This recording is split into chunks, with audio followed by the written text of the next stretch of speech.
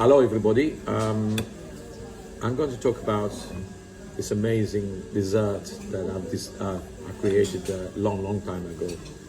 And since Olivo Gelo is closed, I thought of talking about this because this will still be sold in all of our restaurants and in tubs in the shop in Olivino.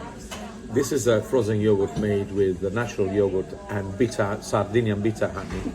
And it's called Sardinian bitter honey. Why? Because the bees are feeding on these particular wild berries called strawberry trees and produces honey that is bitter. And the honey has got a very good properties.